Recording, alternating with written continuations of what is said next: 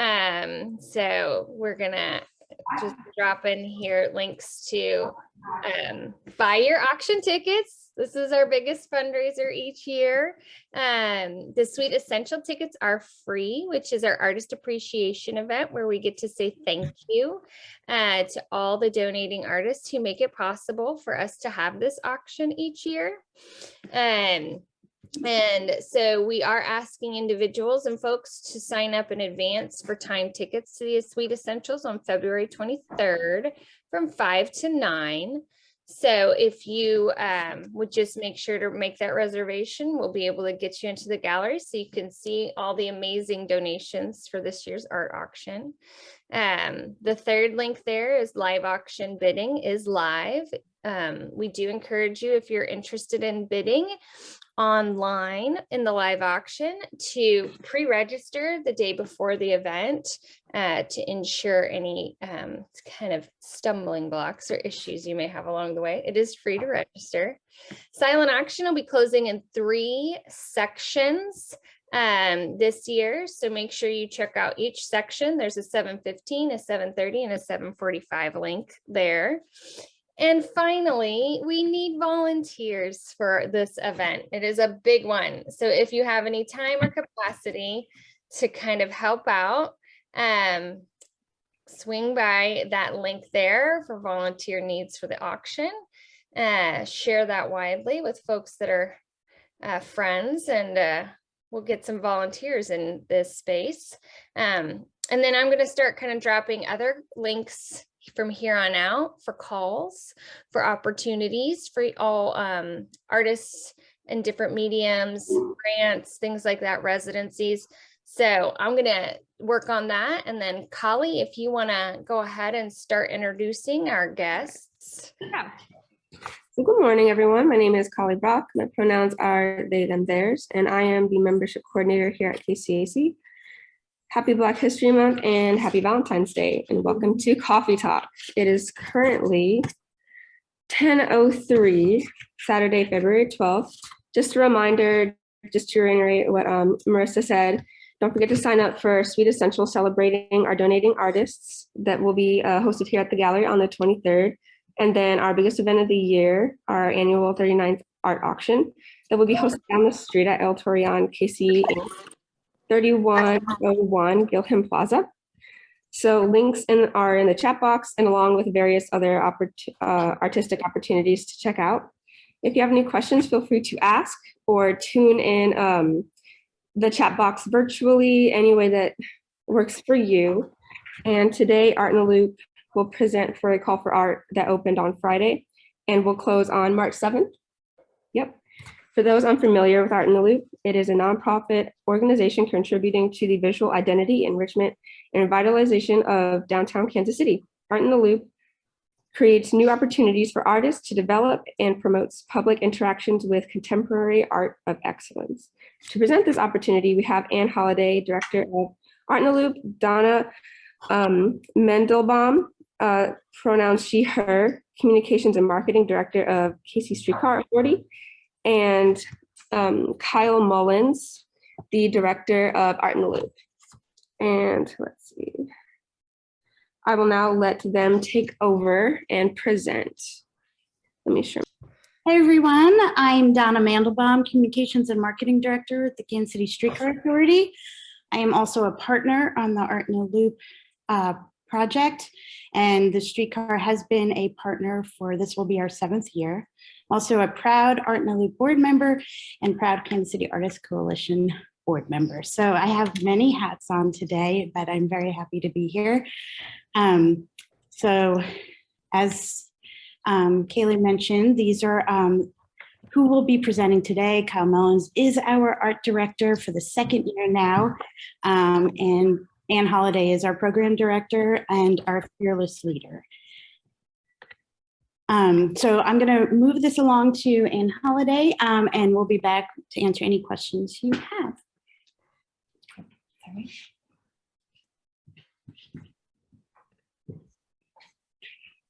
Right. Good morning, everybody. I'm glad to be here. So Art in the Loop is a nonprofit organization devoted to supporting local artists in Kansas City, particularly in downtown Kansas City.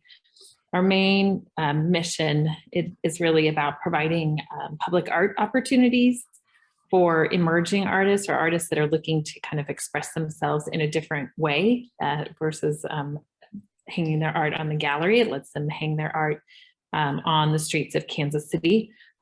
This year, we're also going back to an opportunity we've done in the past where we're looking for sculptural, three-dimensional, and installation art and social practice art. So we're branching back out beyond just the two-dimensional art. An equal kind of part. So on one hand, we want to support artists and support the creativity that exists in Kansas City. And we also, but part of doing that, we want to help grow the audience for the artists and kind of provide that artistic experience for the people that live, work, and visit downtown Kansas City. So those are a few, what else? The things that I do. I do want to mention, so Art in the Loop is its own 501c3 organization, but it's provided staff and other administrative support by an organization called the Downtown Council of Kansas City, which is actually my employer. And that is another nonprofit that promotes downtown Kansas City as a great place to live, work, and play.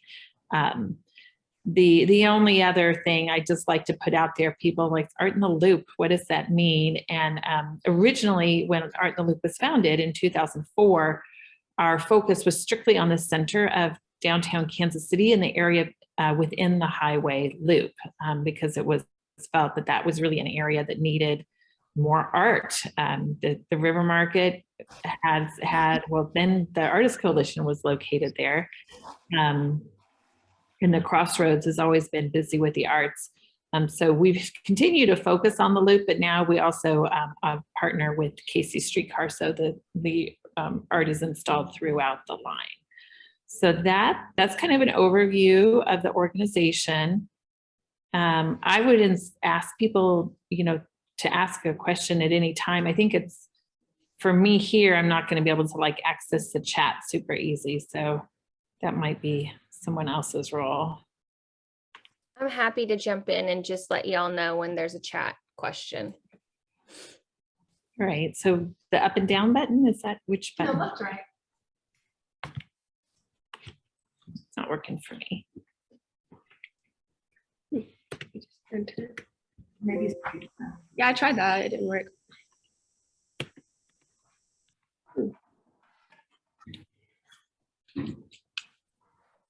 oh, there we go. I just right clicked. Okay. I'm going to turn it over to Kyle now. This is Kyle's second year as our art director, and we're really pleased to have him. His background is actually dance and performance work, so it's been a really great way to kind of diversify our pathway. Kyle. Thank you, Anne. As Anne said, hello, my name is Kyle Mullins, and I am the art director for Art in the Loop. I should let you know I'm just coming out of a COVID convalescence, so if I start to sort of lose the path here and get a little lost, just give me a nudge and I'll come right back to this presentation. And make sure Anne or anyone in the room, if y'all can't hear me, just let me know if I need to project a little bit better, okay? So we'll start today talking about the 2022 theme that we use as a prompt for artists within the call. And this year we're using the word sustainable. So a few questions that we'd like artists to think about as they respond to this call. How do you define sustainability? What are the intersections between public art and sustainability? What does a sustainable downtown Kansas City look like? How does sustainability impact your artwork and art practice, your community, and your city? How can you incorporate sustainable materials, processes, etc., into your practice and design? How can public art intersect with social practice? And how can public art encourage sustainability? Obviously, a lot of questions, a lot to think about there, and we don't anticipate that each proposal will address each of those questions individually, but certainly to use as a sort of a diving board as you jump into putting together your design and proposal. I can move to the next slide. And I actually just dropped, for those joining us on Zoom, I put the link to the opportunity in the chat if you'd like to pull that up so you can follow along. As Anne said, that we have 3 artist opportunities this year. The first is the KC Streetcar Wrap. The second is Kansas City Streetcar Stop, which you can see in the image to the right there, Night People, within the frame. And then KC Streetcar Stop outside the frame and beyond, which I've really enjoyed saying these past weeks. Sounds like quite a call to adventure, huh? So that first opportunity, the Kansas City Streetcar Stop, or Wrap, excuse me. See, I told you I was going to get lost here today. So artists are invited to create a design that will wrap one KC streetcar. There'll be one artist or artist team selected for this opportunity. And this opportunity comes with a fee of $2,500 to create and design and get the image ready. But, you know, the specifications of all of that will work with you, the selected artist, on. And then Art in the Loop will pay for the printing, installation, and then sadly the removal of the artwork. And here, the image you can see is Jazz, the Resilient Spirit of Kansas City, which was the design from 2021 by an artist, Hector Garcia. We can go to the next slide. More examples of the streetcar wrap. On the left, from 2018 by Amy Kligman, we have Party Car. And then the Monarch Caterpillar, which I love, 2019 by Christina Barolos and Amanda Gay. I'm not sure how to pronounce her last name, excuse me. Here we have Hope and Gratitude by Aydah Koch and Glenn North. And some exciting opportunities that may exist within this call. We can sort of move up a little bit onto the glass of the subway cars. You can see with the poppies here sort of moved in. It's, you know, there's only a certain amount of that space that can be covered for safety reasons. And that becomes sort of a perforated vinyl, so it looks solid, but you can actually see through some of that. You can see how the wrap sort of comes around onto the front of the streetcar there. And then we have some details from inside the streetcar. And I believe that we used some vinyl inside the streetcar last year's too. Is that right, Anne? Am I remembering that correctly? Yes. On one of the seats or a couple of the seats. And I'm just jumping back to the Jazz image here, which is the streetcar wrap. It's currently on one of the streetcars if you want to go see it in person. And I wanted to point out that gray bar where you see the KC streetcar logo, that's the one place where we cannot have any art. But beyond that, I would, point out there is room for creativity. The artwork can come up on the glass, but it can't completely cover the glass. So that's why you see these kind of cutouts. And interestingly, you can see how Hector used the hinge. What do we call that part of the? It's kind of like that accordion. The accordion part of the car. He kind of worked that into the design with the shapes of his instruments. So just something, to think about. Thank you, Anne. Yeah, that use of sort of the existing features of the car was such a beautifully creative way to respond there from Hector. I think we can go one more. All right, so the next up, the second opportunity is KC Streetcar Stop within the frame. So these are two-dimensional artworks printed on vinyl that are sort of affixed to the glass at the KC Streetcar shelter stops, or the shelters at the stops. This year we'll be selecting 6 to 8 artists for this opportunity. And as I said, there's, well, I didn't say, so I will say there are 2 sizes to the shelters. There's the large streetcar shelter, and that's about 61¼ inch high and then 167-ish inches across. And there's the smaller shelters, about 59 inches by 83½ inches.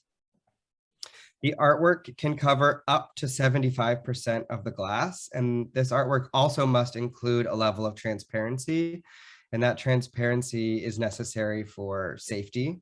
So there must be able to see through a certain amount of the glass at each of the shelters. And essentially, the more real estate, the design takes up the greater need for level of transparency within the work. These printed graphics can take an organic shape, or they can fit sort of the standard dimensions of the frame. And the work cannot come out onto the blue, which is around the glass. Some really helpful hints down here. If you are able to go downtown and take a look at the shelters and get a feel for the way that the light sort of passes through each of those shelters from both sides, because the work is visible from both sides. And also maybe take into account sometimes just like the sort of the periphery of the space around, because it really all does come into play within this for this opportunity. Each artist will be paid a fee of $600, and Art in the Loop will be responsible for printing and installing and removing the artwork. I know that's a lot of technical sort of specifications on that slide, but again, if you follow that opportunity link in the chat, you can see that printed. So here's a few examples. First, this is Sacred Spaces by Allison Bowman from last year's exhibition. You can see the really beautiful use of this like almost stained glass like translucency here. You can see on the upper right corner, that's the concept image that Allison created. And then you can see how we went from that image to the final product within the installation there. And something fun I was going to point out that Allison did was she also designed a meditation to go with the work that was accessible with a QR code. So really, there's just a lot of opportunity to be creative with how your work can engage the public. Sorry to make you go back and thank you. Or this is Love and Be Loved by Katrina Revena from last year as well. And again, who's with us in the room, Kyle. Oh, hi, Katrina. Katrina, while we're looking at your work, is there anything you'd like to say? Yeah, so first of all, I had such a blast creating this piece just personally, but for me, what I found was the most gratifying part about being an art loop artist was how the public engaged with my work. We did a tour called Art on the Line, and people came and saw actually every streetcar shelter. They were able to ask questions of you, and it was really gratifying to get feedback of how they felt about the art, how they interacted with it. And then Urban Hikes also does a lot to take people through all the streetcar shelters, and they actually did a little post. The Girl Scouts loved my work, and they chose my work to sit and sketch because they were inspired by it. And the thought that it had impact on young girls learning how to create themselves, you know, how they're creating, and it had a positive impact on them, just really filled me with a lot of joy. And that shows you how much you just don't understand the effects of public art, because it happens even when you're not around. And I think that's why this program is so important. And I think you'll find if you apply and you get chosen, it'll affect you in unexpected ways and very positive ways. Thank you, Katrina. We're going to have to pay you again this year. That was a good presentation. And something that I was noticing while Katrina was talking too is in that image, you can really take in sort of the cityscape around the work. And again, I just think that's really important to think about as you approach these designs. Thank you, Anne. Oops. And also, I think with us today is Shelly Pinto. I think I saw your name on the Zoom. Hi, I'm here. Hi, Shelly. Hi. Yeah, I mean, this streetcar experience was so rewarding in so many ways. And it just gave me an opportunity to think about public art in a whole new way. And it just really opened a lot of doors for me, and very thankful that I got the opportunity. Yeah, it was really, really rewarding, and I highly recommend applying, definitely. Thank you, Shelly. So good to see you. Yeah, well, I'm not being seen. And as you can see, well, I hear you. Anne, I'm did you want to say something? Good to Wait, see I you don't guys. know. Or Kyle, were you going to point out how this one's more opaque? And I was, yeah. okay, So there's- keep going.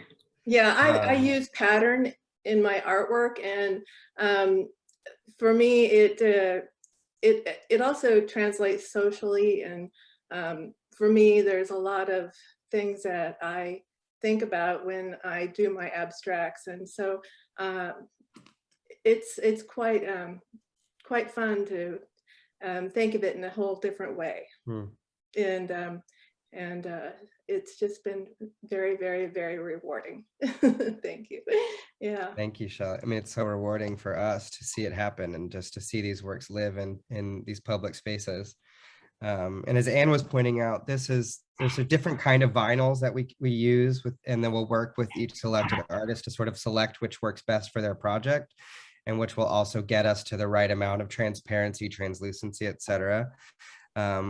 And see, this is a little bit more of an opaque vinyl, and you can see that space around the design to help us account for the level of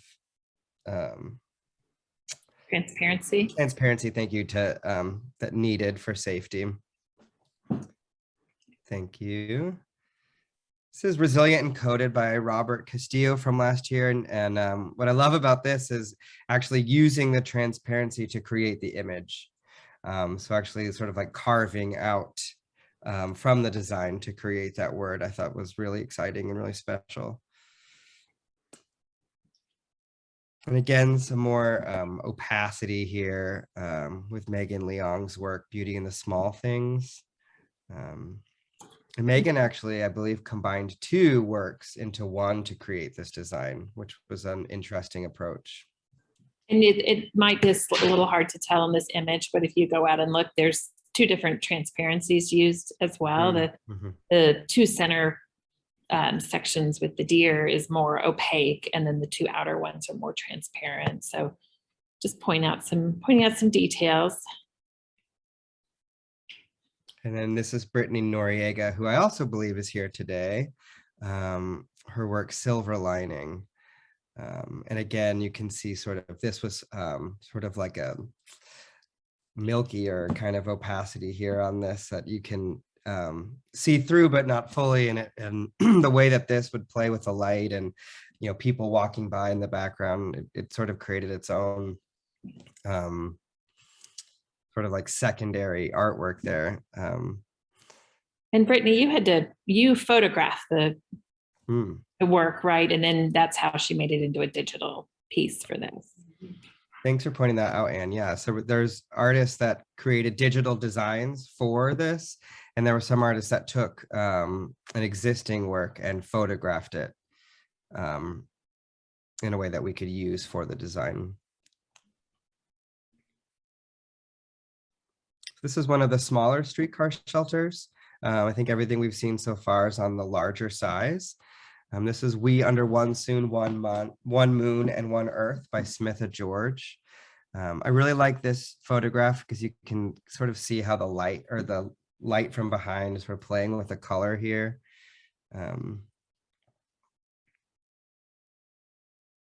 Then Beyond the Looking Glass by William Dubois. And William took into account a level of interactivity that could be utilized at the streetcar stops. He was sort of like playing with the idea of these like Zoom screens out in public. When we were installing these, that was sort of one of our, that moment we were all kind of stepping back outside again into the world. And William really took that and played with it, which was really fun for us. And then Love Who You Love by Angie Jennings. It's kind of hard. Yeah, great. There's a lot of words on this slide, so don't feel like you have to read all of them. Just listen to the sound of my soothing, sick voice and read it online. Kyle, Yeah. we do have one question about the theme and it just kind of how much kind of leeway is given and in theme, and kind of how much do the artists have to adhere to a very specific theme, and how does that weigh into the actual like application process and all that. Do you mind if we put a little pin on the theme question and then come back to it when we talk about the application process in a few slides? Perfect. Thank you. Yeah. Thanks for that. So the third option, KC streetcar stop outside the frame and beyond. So this is the opportunity that I think we're expecting to see a lot of creativity and hopefully things that we haven't thought of yet. So these are 2-dimensional, 3-dimensional installation and interactive artworks that can be applied to the glass, the roof, the concrete wall, or the adjacent sidewalk area near the streetcar stops. Of course, all of these things need levels of approval, but what we are, I think, interested in right now is seeing what you dream up with and then seeing how we can sort of work together to make that design or that proposal happen. So we're not necessarily including like every little technical thing that you can't do. And for some things, we may not know that we can't do them until we ask, can we do them?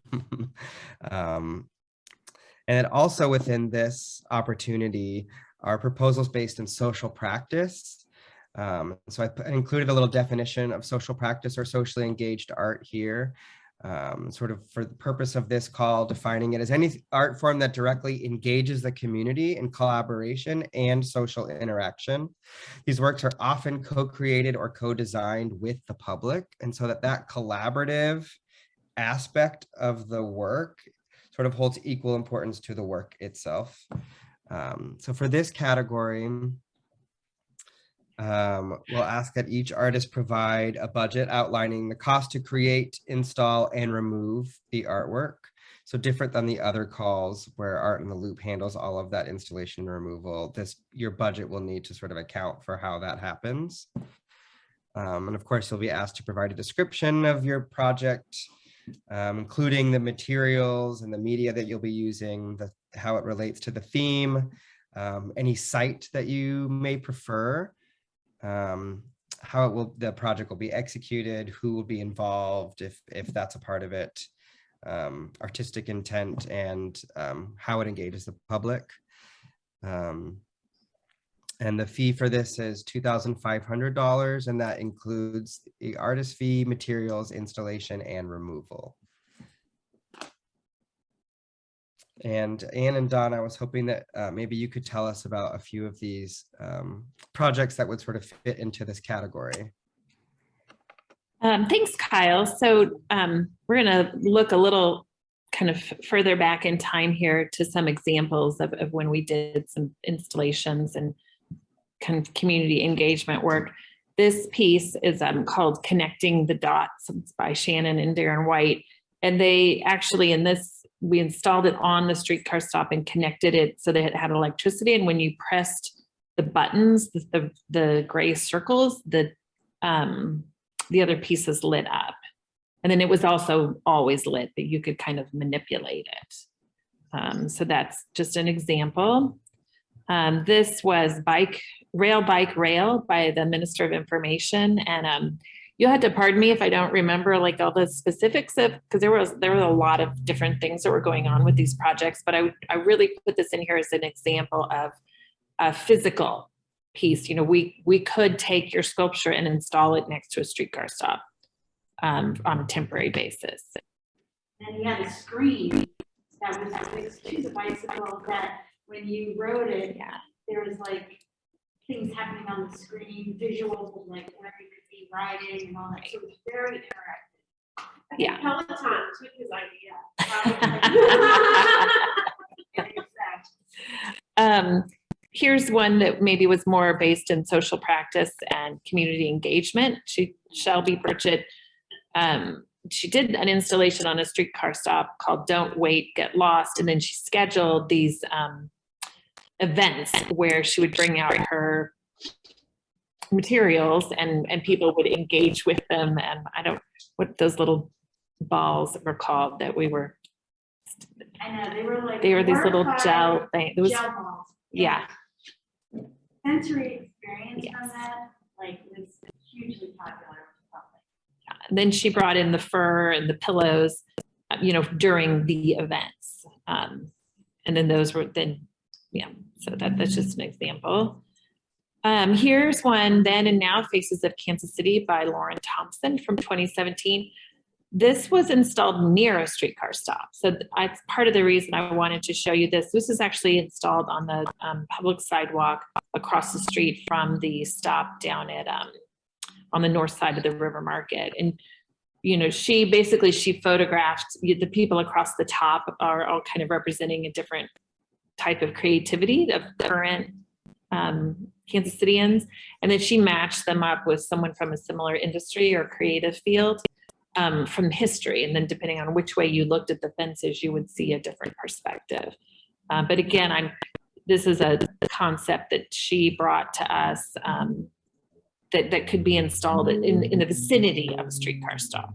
And that the artist installed it herself. She printed all the pieces and then cut them and installed on every slat of the fence on both sides. And she had it installed. She handled the installation of the fence, working with us and we helped her get like approval she needed from the city in order to do that.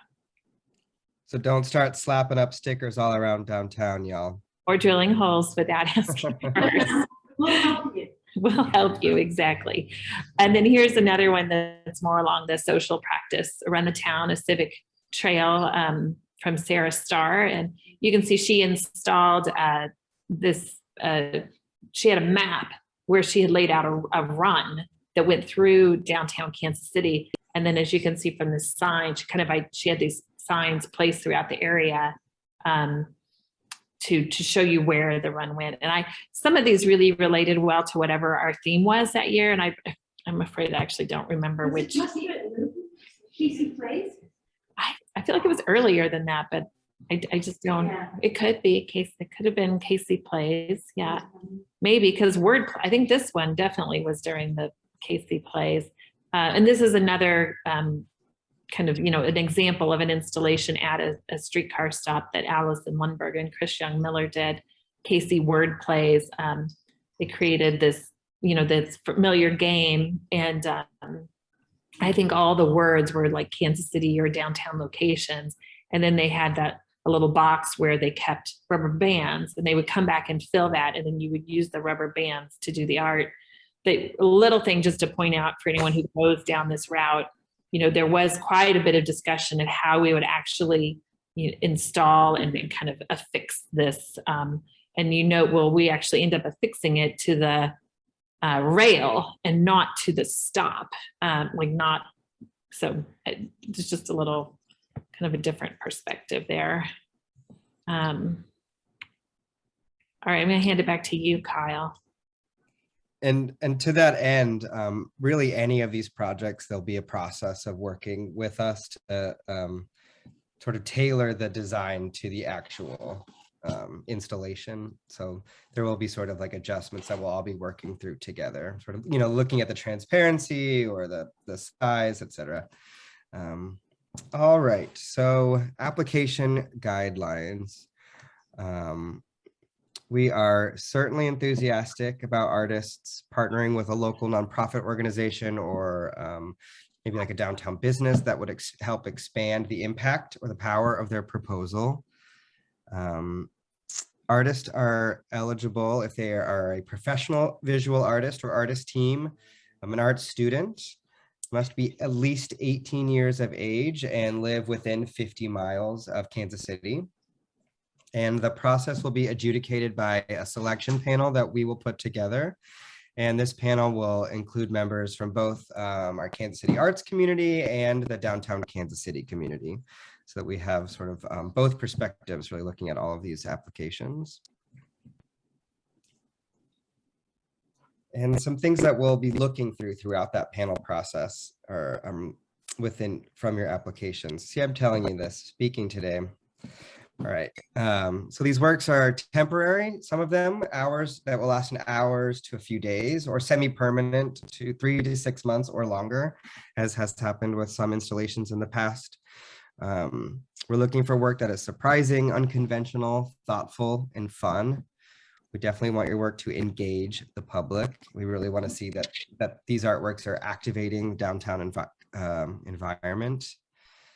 Encourage community engagement and interaction, appropriate for all ages, pretty important, right? Public art exhibition to that end, not polemic or polarizing. We're looking for art that does respond to the theme, and maybe this is the moment to jump into that question we got about the theme. And I'd like for you to weigh in on this as well, but I think for me, my thinking is that we certainly we're very curious to see how you respond very specifically to this theme. And I think that it can be obvious, at least to me, when, and I know as an artist myself, I've taken a project and sort of like tried to like shoehorn it into a different opportunity. And I don't recommend taking that route. I think thinking about the theme and responding to it really intentionally is important. And I also think letting that theme sort of be a door into like a whole expanded way of thinking about the project. I think we certainly have been surprised by how folks choose to respond to the theme. And so I think there's a lot of ways to work with the theme and the prompts that we gave. And I would just add, we did try with the idea of sustainability and sustainable, that we thought it was very broad. You could think about the environment, you could be thinking about, emotional sustainability, or, we imagined it was a very broad theme. And the other thing I would say, we know for the artist fee that we're providing, we expect that you may have an existing piece, and maybe you didn't think about sustainability when you were creating it, but you may turn around and go like, oh, I see it now. So it is fine to bring us something you've already created, but we are going to ask you to write and tell us how it matches into the theme of sustainability. Thank you, Anne. But yeah, by no means was I implying that you couldn't use an existing work. I'm sorry. But thanks for clarifying that, Anne. So other criteria that we'll be looking at: originality of your concept, sort of the strength of the overall proposal. We want to see that you have experience with the techniques and the materials that you're using in your project, so that we know that it will get done. And then, of course, the resume things: education, training, awards, fellowships, or other evidence of your creative practice. So throughout the process, selected artists will be collaborating with property owners, which include Casey Streetcar. We have our representative here today, Donna Mandelbaum, who I believe has a few things she'd like to say in a moment about some of that collaboration. We have to work with the city, and then of course adjacent businesses to all of the streetcar stops to make sure, they need to approve what's going in front of their front doors. For all of the two-dimensional works, the streetcar wrap, and then the within the frame artwork, the installation and removal is scheduled by Art in the Loop. And then for all of the other three-dimensional or outside the frame or socially interactive projects, artists will be responsible for removing and installing their work in coordination with Art in the Loop and the adjacent property owners. And then selected artists will be asked to write a final report, similar to other grant opportunities at the end of the project. So the artist will be expected to provide a descriptive material about the project and a photo for the website. We'll ask for a few PR and marketing materials. As I said, part of that final reporting, a written impact statement. There's a few events you'll be asked to attend: a kickoff event and then a closing reception. Katrina talked about the art walk earlier that we do with the public, sort of a guided tour of the works. We'll be asking artists to come along for that. And then, as we said, the 3D artwork are outside the frame, the opportunity C to be removed by the artist. And then Art in the Loop will provide web presence, social media, PR. We'll create the signage for each work. We'll do all of the sort of logistical support, and we'll coordinate with any of the property owners or other partners that we need to discuss about your project with. Curatorial support. We'll be creating a really beautiful printed catalog of the 2022 exhibition, and that for any of the two-dimensional artwork, the vinyl will be removing ourselves. And a little overview of just the schedule. So the opportunity closes the applications. Again, this is for the visual arts on March 7th. Then we'll convene our selection panel, hoping to have contracts signed in early April. May and June, we'll be installing the artworks. We have a tentative sort of time frame for our kickoff event, artwork over the summer, and then moving into creating that catalog in the fall, and then the closing reception tentatively on November 8th. And then in November, we're gonna rip your artwork down. Kyle. Just kidding. Unless you see the asterisk, some artwork may remain in place longer at the discretion of the property owner. So, because if you go out there today, you'll notice, I would say the majority of the artwork is still in place. So we appreciate the streetcar working with us to really leave the artwork up as long as we can. So yeah, our preference certainly is to look at it as long as we can. Right. How to apply? Go over to our website, artintheloop.com, and you'll see the opportunities right on, or the link to apply, I think, is right on that front page. And again, those applications are due March 7th. And I think we're going to move into a little question and answer. And I already have 2 questions, but I know that Donna wanted to say a few things. We can start with questions.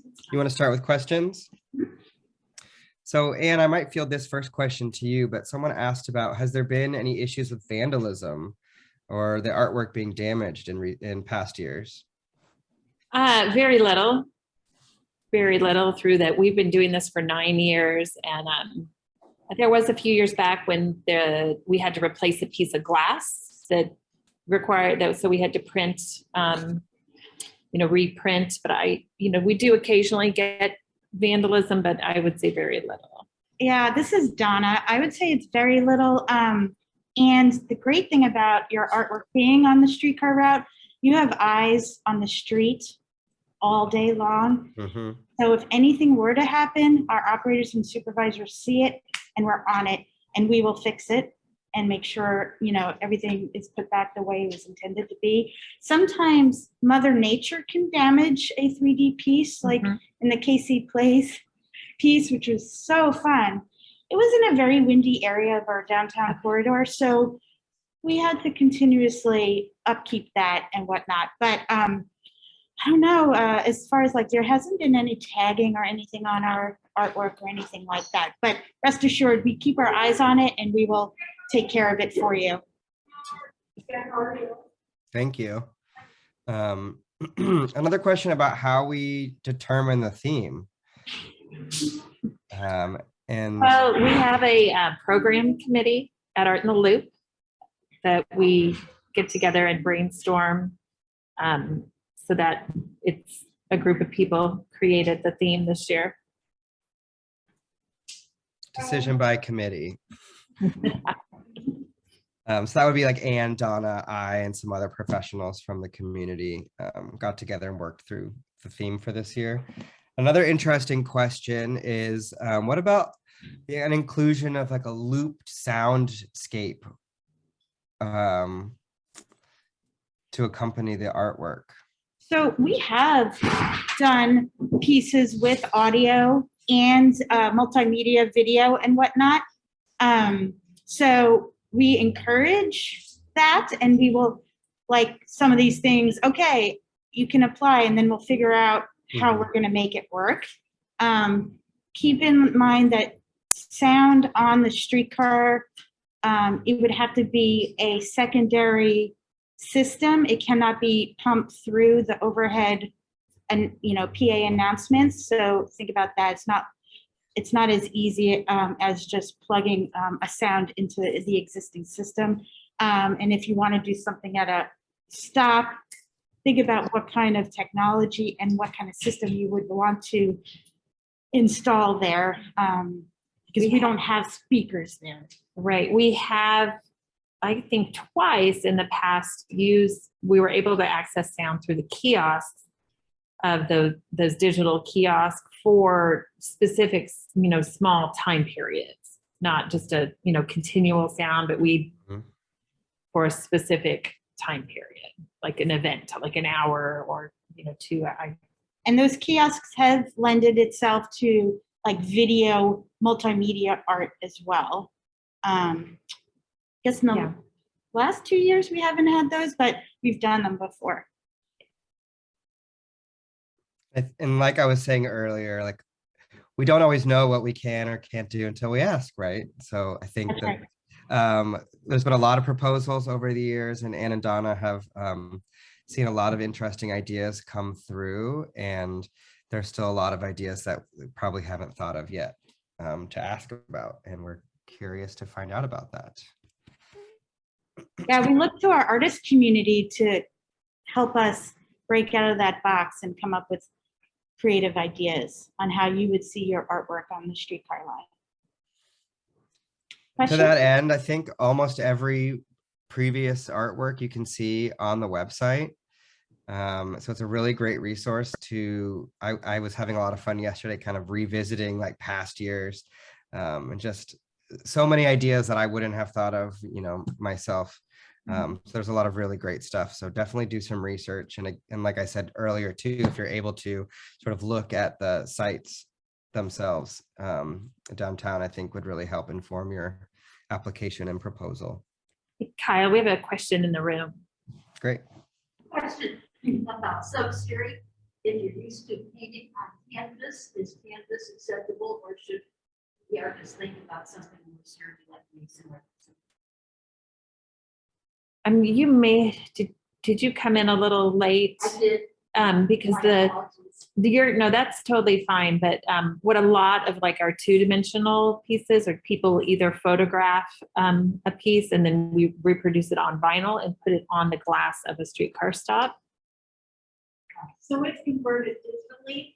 So I don't know how easy it is to get to Shelly's piece. 'Cause Shelly's that's or on, Brittany. that's on piano. These are all, Yeah, this work by Shelly Pinto. Yeah. This is something that she executed in acrylic. I believe it was on panel or canvas, but I believe it was on panel. And then she had that photograph, and then they digitally reproduced it on vinyl itself. So that did start off as a painting.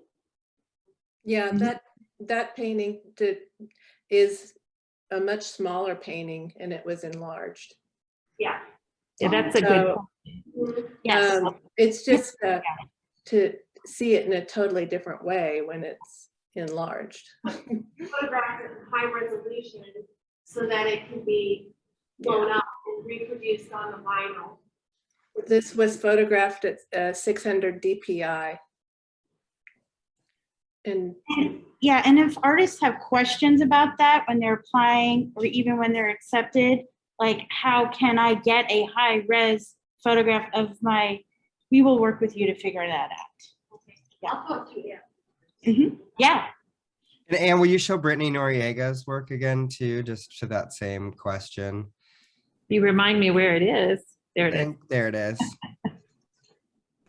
So yeah, Brittany's piece was also it was a graphite drawing that was photographed at a high res.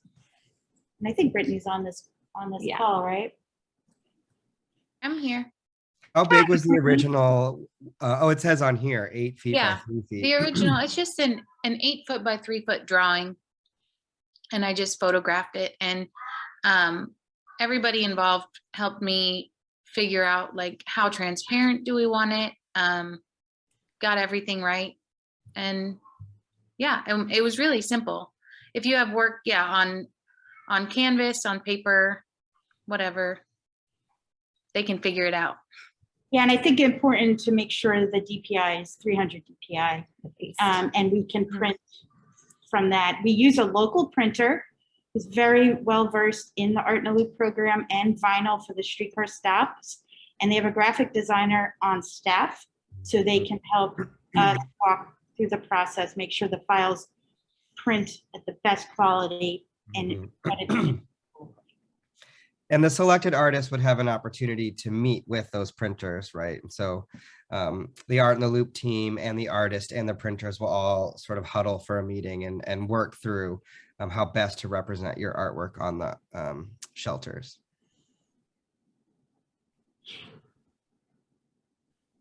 Do we have any other questions? There's one in the room. Great.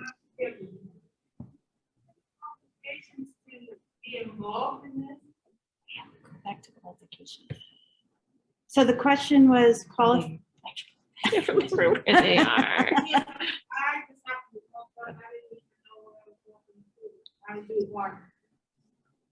We have to be a local artist, live within 50 miles of Kansas City, and be at least 15. Those are the basic. Those are the basic eligibility. Mm-hmm.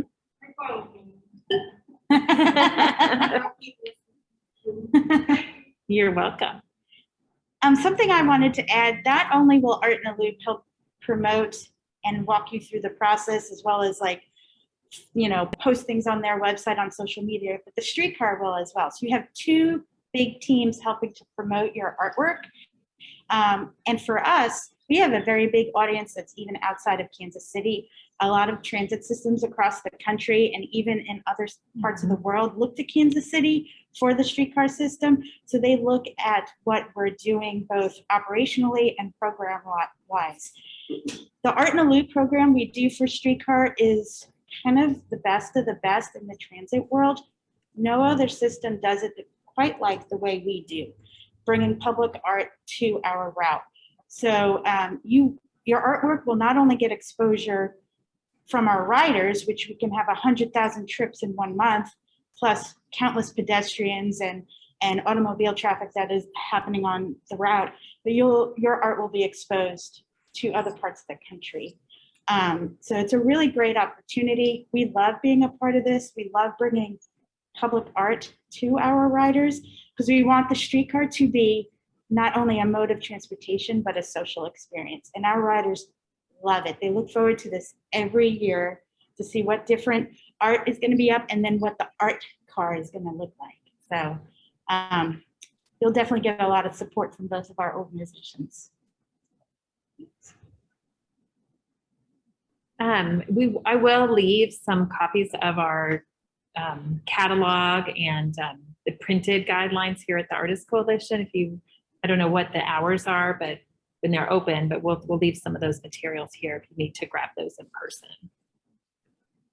And the call is open now. You can apply today. That's right. Mm-hmm.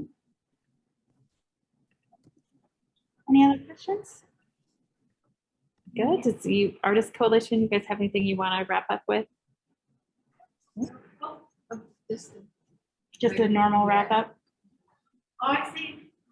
Don't forget, come preview this wonderful art from the auction, which is our annual benefit, which is the 39th annual art auction benefit. That's right. For the Kansas City Artist Coalition. All proceeds go to support our programming, exhibitions, business development programs. So this is the big deal. So make sure you come and preview the art, buy tickets, come to the auction this year because it's planned on being live. It should be always a blast. And so that's the thing. Yes, because if you want to come and pick up a printed copy of the Art in a Loop catalog from last year, we will have them here in the Kansas City Artist Coalition.